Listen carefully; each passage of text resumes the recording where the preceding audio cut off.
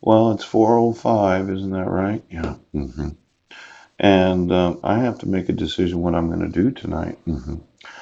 My concern is nobody's emailed me or called me to tell me what they're going to do. Now, this consent to order granting substitution of attorney, yeah. Every sign here is an actual lawsuit. Oh, uh, it can't be approved or ordered. There was no case number. There was no sheriff's report. There were no Miranda rights. You didn't personally serve me. You sent notice of the court hearing to the wrong last known address. You made me go to court for the last 16 months because you refused to answer an email. Then your whole idea is, well, it's not that you want to convict me of a crime. You want to say that I'm mentally incompetent. Now, there's a lot of these forms from district courts of the United States. Yeah, I downloaded a lot of them, and I know I could put some more pictures on my drive while I'm laying there thinking about what I'm going to do. Yes, and you'll read them. You'll read those criminal complaints. I, the complainant in this case, state that the following is true and best of my knowledge and belief. On or before June 16th of 2017 in the county of Jefferson County. In the District Court of Jefferson County, the defendant violated code section offense description. Yes, yes. Now, this is United States District Court for whatever district court it is, versus myself as defendant, and I'm given a case number. Now, the criminal complaint is based on these facts. I can prove that Paul C. Budnick was in Brennan, Washington on or about June 16th. Ooh, ooh, ooh, ooh. Well, look at continued on the attached sheet, complainant signature, printed name and title sworn to before me and signed in my presence. Yes. The date, the judge's signature, city and state, printed name and title. Yes. Now, this is another criminal complaint that United States District Courts use. Yes. Now, before the prosecuting attorney took it upon himself to actually file the 2-count criminal complaint, yeah. Did Judge Landis believe him? Because in a district court, you'd actually have to have a judge believe you.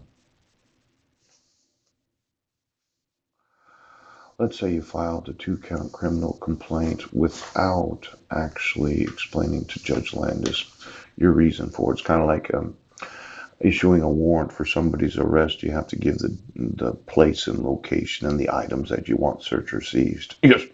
Something in the Constitution. I don't know which of the amendments it is, but it's one of those. But as a prosecuting attorney, right, you talked to the sheriff, and the sheriff said I was cyber stalking. Yeah. And you talked to the crisis responders. She said, yeah, he was there. I talked to him. He looks just like myself.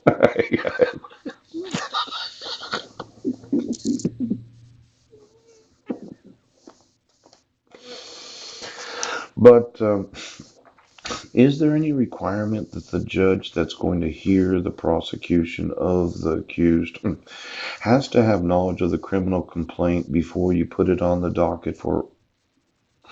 Well, in this criminal complaint in the United States District Court, yes.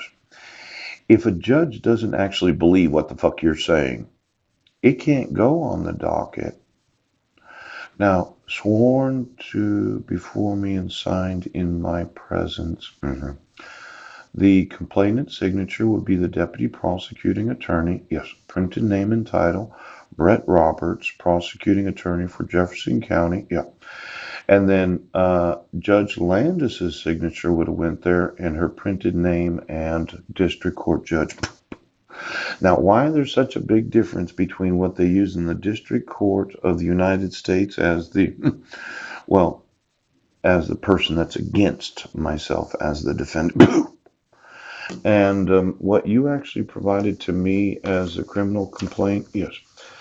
I think that Judge Landis thought that law enforcement was involved, and I had my rights read to me, and I had notice of the court hearing, and that she had no idea that you took it upon yourself to file it.